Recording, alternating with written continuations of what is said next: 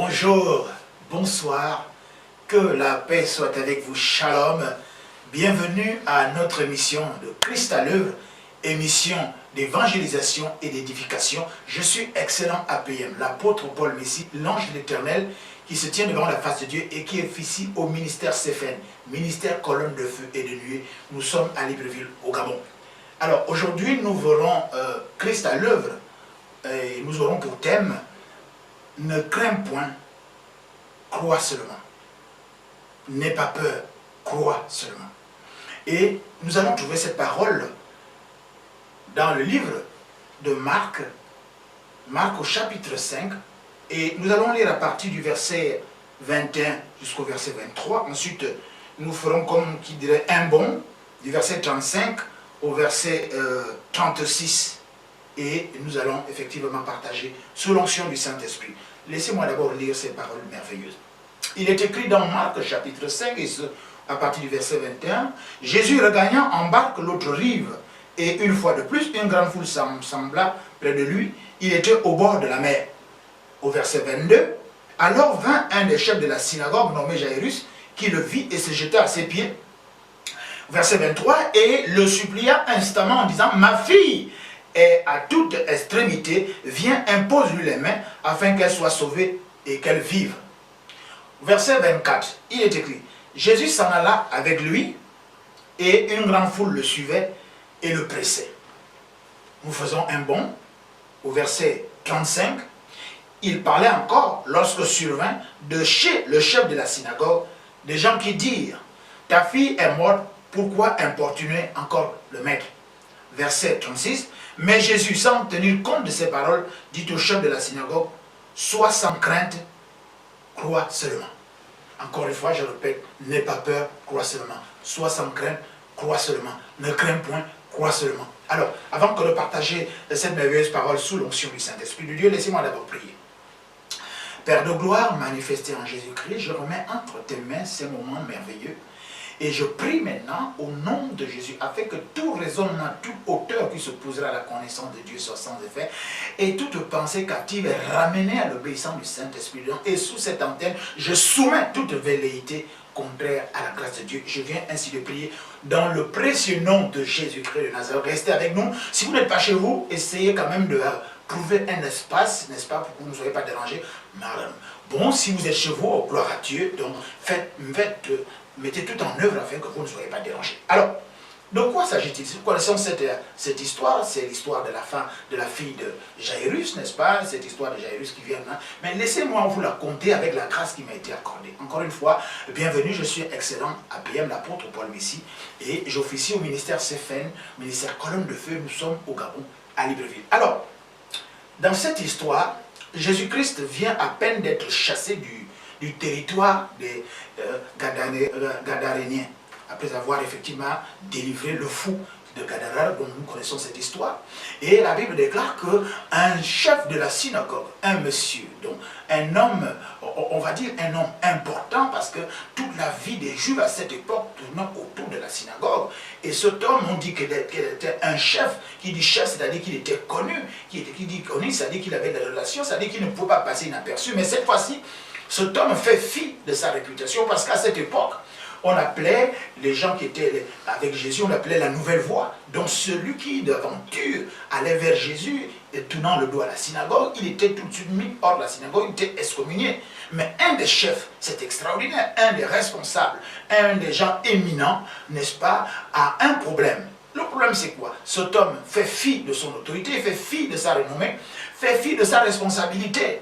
Il savait que Jésus-Christ était la solution. Donc il part de chez lui, assurément très loin, et la Bible déclare qu'il vient, n'est-ce pas, et il vient trouver Jésus-Christ, et il lui dit simplement tout de go comme ça, il vient se jeter à ses pieds. Vous vous rendez compte?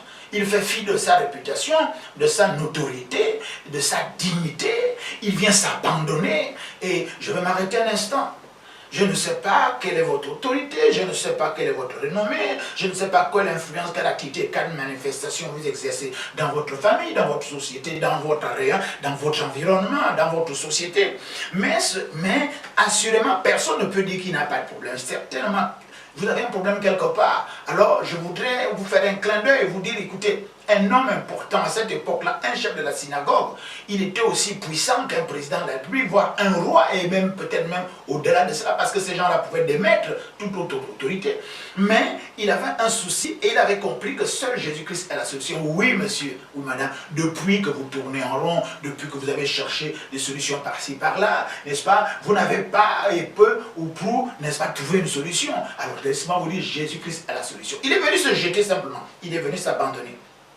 Donc, pour lui, ce qui était important, pourquoi? Parce que sa fille était à l'extrémité, dit-il, que Jésus vienne lui imposer les mains afin qu'elle vive, parce que sa fille, effectivement, était à l'extrémité de la mort, c'est-à-dire qu'elle allait mourir. C'est terrible. Je ne sais pas si ce que vous vivez, n'est-ce pas, vous êtes déjà à l'extrémité de la mort, mais vous êtes peut-être déjà à l'extrémité de la moquerie, peut-être vous êtes à l'extrémité de l'humiliation, peut-être que vous êtes à l'extrémité du découragement, peut-être que vous êtes à l'extrémité du suicide. Oui, c'est poussé par le Saint-Esprit de Dieu que nous parlons de la part de Dieu, nous les serviteurs de Dieu. Alors, cet homme-là, il vient, il se jette aux pieds de Jésus, il dit, Jésus, j'ai besoin de toi, ma fille, n'est-ce pas, à l'extrémité, impose les mains afin qu'elle vive. Je voudrais encore m'arrêter et ouvrir une petite parenthèse. Regardez, la fille, c'est le fruit, l'ultra-filtra de vous-même, votre production. Mais il y a aussi d'autres filles, ou bien d'autres fils qui ne disent pas leur nom, ou plutôt, il y a d'autres fils. Le fils, c'est simplement également un projet, une pensée. Jésus-Christ est le Fils de Dieu, Jésus-Christ est la pensée de Dieu. Peut-être que votre projet est à l'extrémité, il faut que Jésus-Christ vienne dans cette vie, que vous confiez ce projet à Jésus. Peut-être que votre famille est maintenant en voie d'être disloquée, votre foyer, votre ménage, vos sentiments, votre société, votre ministère, ou bien votre église, ou bien votre foi est à l'extrémité, parce qu'il y a tellement de problèmes en ce moment, et le vent avec des prophéties par-ci, des prophéties par-là, matin, midi et soir, des journées qui vont devenir rouges, d'autres journées vont devenir vertes, il y a tellement de prophéties, donc votre foi est comme qui dirait à l'extrémité. Il faut que Jésus intervienne dans votre cœur afin que votre foi vive. Continuons dans cette histoire. La Bible déclare que Jésus, comme ça, tout de go, lui dit, écoute, je vais aller avec toi. Jésus est toujours prompt, n'est-ce pas, à aller de lieu en lieu, n'est-ce pas, pour faire du bien, surtout là où il rencontre la foi. C'est pour cela qu'il est venu, c'est pour cela qu'il a tant aimé, n'est-ce pas, qu'il a donné, n'est-ce pas, sa vie. Il est venu mourir sur la croix afin que nous soyons sauvés et que nous nous ressuscions, n'est-ce pas, la relaxe vis-à-vis de la justice de Dieu, nous qui avons tant péché. Mais je voudrais ouvrir une parenthèse parce qu'entre-temps, il y a également une situation, à partir du verset 25, or il y avait une femme qui avait une perte de sang et qui avait souffert dans les mains de plusieurs médecins, et puis la Bible déclare qu'elle n'a pas trouvé de solution. Alors, je voudrais ouvrir cette parenthèse, pourquoi? Parce que simplement, c'est Jairus qui vient chercher Jésus, n'est-ce pas? Et Jésus se met tout de suite en marche pour aller chez Jairus. Mais entre-temps, il y a un besoin, n'est-ce pas? C'est pourquoi je voudrais m'adresser à vous. Hein? Peut-être que là, peut-être que haut, peut-être que bas, peut-être que gauche, peut-être que droit, je ne sais, mais une chose est certaine, c'est poussé par le Saint-Esprit, comme je l'ai dit tout à l'heure, que nous parlons de la part de Dieu. Il n'y a pas de hasard, il n'y a pas d'accident. Pendant que vous avez prié, vous avez jeûné, Jésus a certainement dit qu'il va intervenir, parce qu'il a dit, si vous demandez au Père à mon nom, croyez que je vais vous exaucer. Et Jésus va vous exaucer, mais peut-être que ça, pour vous, vous avez déjà prié suffisamment longtemps, vous avez gêné, mais Jésus n'intervient pas. Je vais parler à la manière des hommes, parce que Jésus est d'abord en train de régler un problème chez quelqu'un, et je parle à la manière des hommes, il est d'abord occupé, n'est-ce pas, à guérir cette femme qui avait une perte de sang. Ça veut dire quoi? Ça veut dire que vous devez être patient. Vous avez prié, vous avez mis les choses entre les mains de Dieu, maintenant vous patientez. Et continuons dans cette parenthèse, la Bible déclare que cette femme-là qui avait suffisamment de foi, n'est-ce pas, Jésus est toujours intéressé, n'est-ce pas, de sentir la foi. La femme-là, elle s'est dit, écoute, je vais passer seulement derrière, si je pouvais seulement, je vais vite, je vais toucher seulement son vêtement, je serai guéri. La Bible déclare que c'est ce qu'elle fait, c'est ce qu'elle fit, et puis elle a été guérie, voilà. Et puis le Seigneur s'est arrêté, et il s'est dit, mais qui m'a touché? Vous allez voir que, effectivement, dès le début du ministère terrestre de Jésus-Christ, n'est-ce pas, le ministère public, il y a toujours une foule qui suit Jésus autour de ça. Et Jésus se tourne et dit, mais qui m'a touché? Pierre, les autres, mais la foule te presse. Maintenant, tu demandes qui m'a touché. Ce n'est pas possible. Bien aimé, cette parenthèse, je l'ouvre pour que vous compreniez qu'il y a une grande différence entre la foi, n'est-ce pas, qui effectivement rencontre un vrai besoin, qui va toucher le Seigneur Jésus. Et il y a également, n'est-ce pas, une foule qui est là, qui admire Jésus, n'est-ce pas, et qui prend plaisir à le suivre, mais sans réellement entrer en contact avec lui dans la foi. Vous comprenez cette différence? Et la Bible déclare que cette femme-là, Jésus, et cette femme-là, je continue rapidement, elle s'est dévoilée, elle s'est dit, Seigneur, c'est moi, elle est venue se jeter toute tremblante. Peut-être que d'autres personnes, peut-être qu'elles pensaient que Jésus serait fâché parce qu'elle est venue par derrière. Mais non, Jésus-Christ est amour et douceur. Pourquoi? Parce que simplement, en faisant cela, Jésus voulait, effectivement, Jésus cherche toujours les gens qu'il guérit à cause du témoignage qu'il doit rendre. Et pour qu'il y ait une connaissance, pour qu'il y ait encore des paroles. Parce que si cette femme-là ne s'était pas fait remarquer, il n'aurait pas dit, ma fille, il n'aurait pas appelé. C'est la première fois que Jésus a appelé quelqu'un, ma fille, ta foi t'a guéri. Donc Jésus voulait rentrer également en communion, en contact direct pour que vous le connaissiez mieux dans le témoignage de cela. Vous qui êtes dans l'église, vous qui êtes dans la foule, Jésus vous a guéri, mais vous n'avez jamais rendu témoignage. N'oubliez pas que la victoire, c'est pour deux choses. Nous l'avons vaincu à cause du sang de l'agneau et du témoignage de la parole, du témoignage de ce qu'il a fait dans notre vie. Donc vous, je vous exhorte à ne pas rester un inconnu dans la foule, un inconnu dans l'église, un inconnu de passage. Il faut que, n'est-ce pas, vous rendez témoignage à Jésus pour que son nom soit glorifié et que votre joie soit parfaite. Et ainsi également, il apprendra à vous connaître, ou plutôt il se fera connaître davantage par vous. Alors, continuons dans cette histoire avec Jairus. La Bible déclare que pendant que Jésus parlait avec cette femme qui venait d'être guérie, voici des prophètes de malheur qui arrivent. Dit, oh, c'est pas la peine d'importuner Jésus. Pendant que Jésus était en train de parler avec cette femme-là, de la bénir, voici que survient maintenant les prophètes de malheur, des oiseaux de mauvais augure, qui disent ils viennent de chez Jairus, ils disent à Jairus, c'est pas la peine d'importuner Jésus-Christ parce que ta fille est morte. Regardez, écoutez. Il y a des gens qui viennent toujours avec des paroles de peur et des paroles effrayantes. Jésus, lui, n'a jamais venu avec des paroles de peur, ni des choses qui sont effrayantes. Méfiez-vous des prophètes de malheur. Méfiez-vous des prophètes qui viennent avec des paroles pour vous faire peur. Jésus-Christ de Nazareth, lui, il vient avec des paroles pour rassurer. Il vient avec des paroles pour, effectivement, on va dire, pour vous encourager à croire. Regardez, la Bible déclare, et nous avons lu au verset 36, mais Jésus, sans tenir compte de ces paroles, dit au chef de la synagogue, sois sans crainte, crois seulement. Je suis dans la version Thomson. Dans d'autres versions, c'est ne crains pas, crois seulement. Alors, regardez, Jésus-Christ ne tient pas compte des paroles de malédiction, des paroles prophétiques de peur et qui effraient le peuple. C'est pour ça que nous, en Christ Jésus, Dieu nous demande simplement, Dieu nous dit, ne craignez pas, ne crains point, crois seulement. C'est tout ce que Jésus nous demande. Il demande de croire seulement. Seulement veut dire c'est inclusif et total, c'est-à-dire qu'il n'y a pas autre chose à faire, on croit seulement. On croit à quoi? On croit à la parole. Quelle parole? La parole qui dit que toute arme forgée contre toi sera sans effet. La parole qui dit que toute langue qui s'élèvera en justice contre toi, c'est l'Éternel qui la guérira. La parole qui dit quoi encore? La parole qui dit que si tu penses que tu es seul, n'est-ce pas, ne crains pas, crois seulement. Pourquoi? Parce qu'il s'appelle Jéhovah Shammah.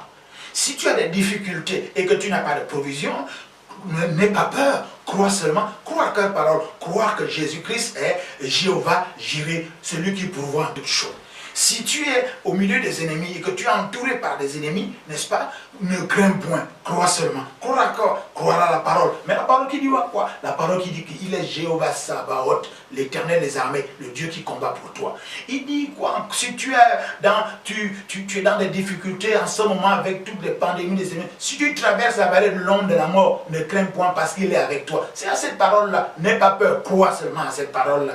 Et si quand tu penses que malgré tout, tu n'arrives pas à te retrouver, mais crois seulement, n'aie pas peur. Pourquoi? Parce qu'il s'appelle Jéhovah Tsidkenu, n'est-ce pas? C'est lui qui est ta justice, n'est-ce pas? Et on peut griner comme ça. Et si tu te sens tout faible maintenant, mais toi, ta force est en Christ Jésus. Pourquoi? Parce qu'il est Jéhovah, on va dire El Shaddai, on va dire El Shaddai. Il est le Tout-Puissant. Non, ne te crains pas.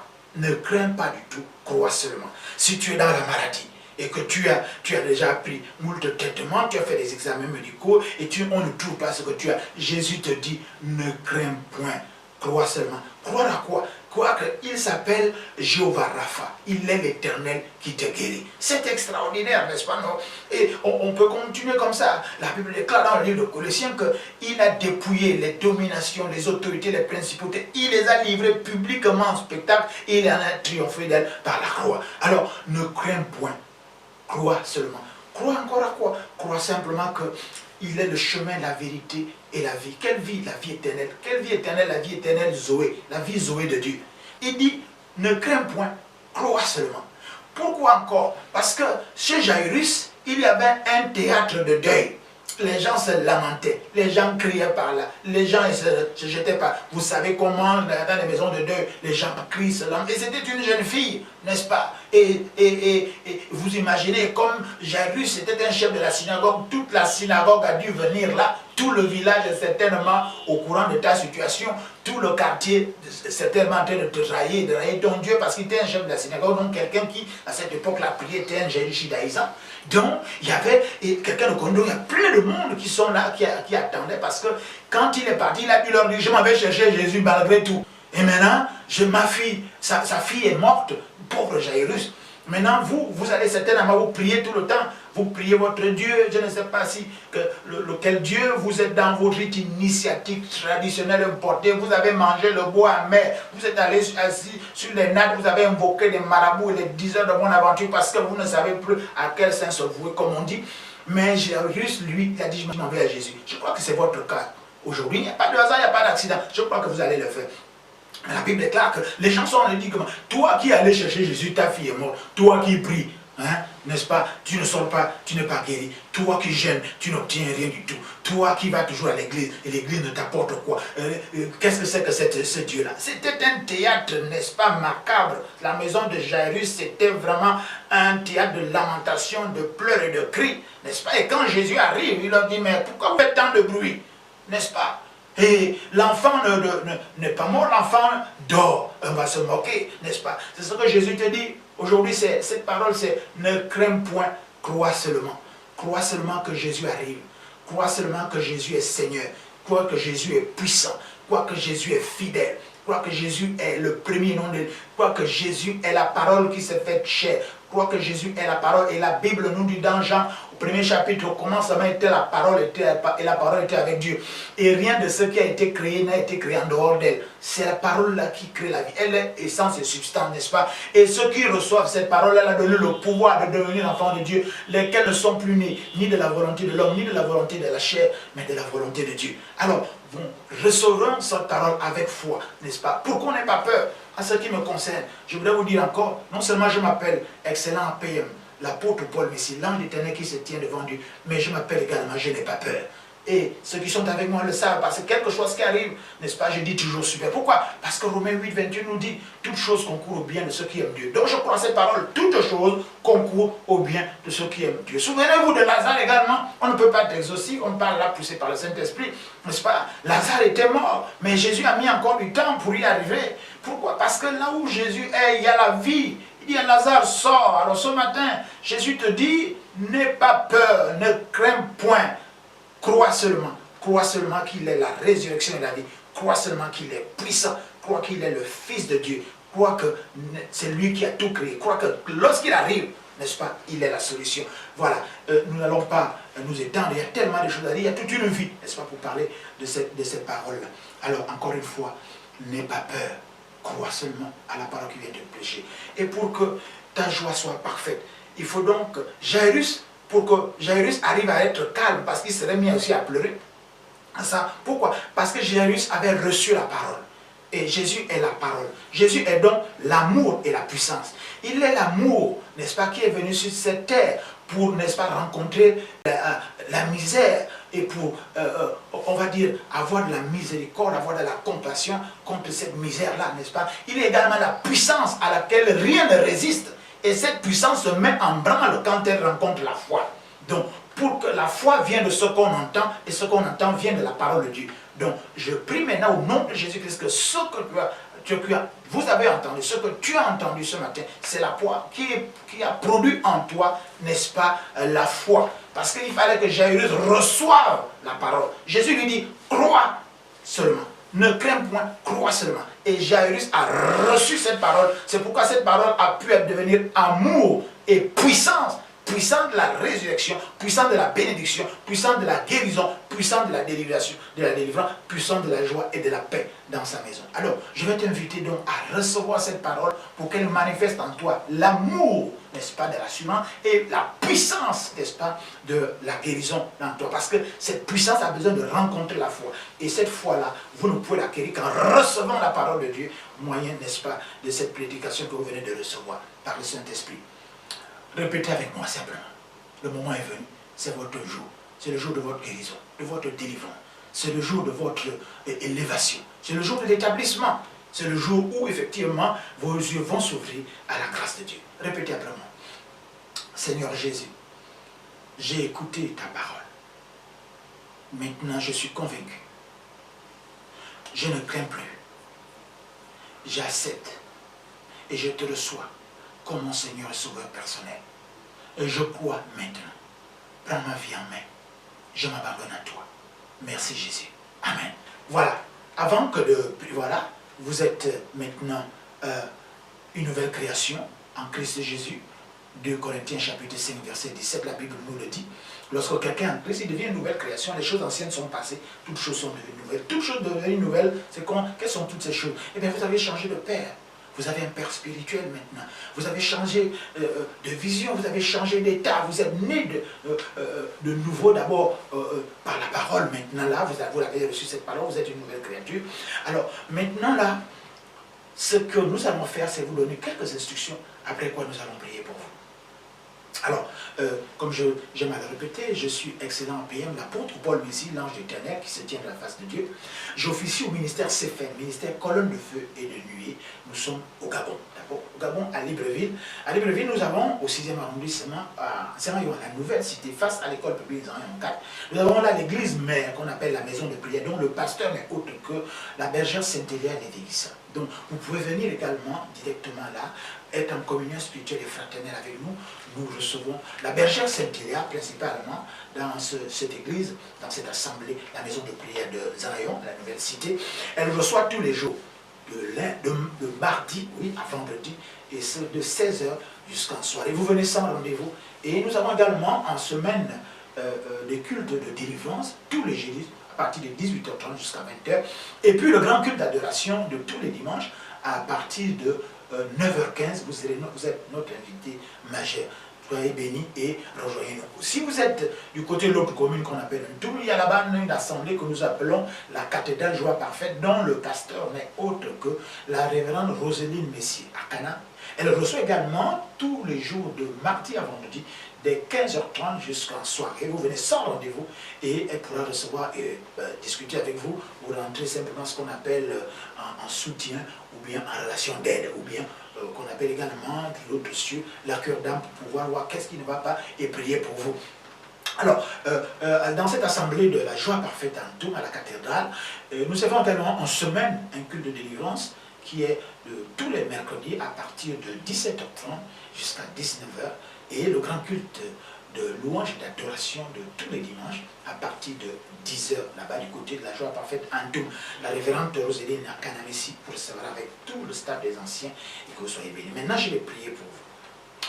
Père de gloire manifesté en Jésus, par cette parole, n'est-ce pas, ils t'ont reçu. Et ta parole ne retourne pas sans avoir accompli les desseins pour lesquels elle a été libérée. Je déclare au nom puissant de Jésus que tout ce qui était à l'extrémité maintenant se réveille.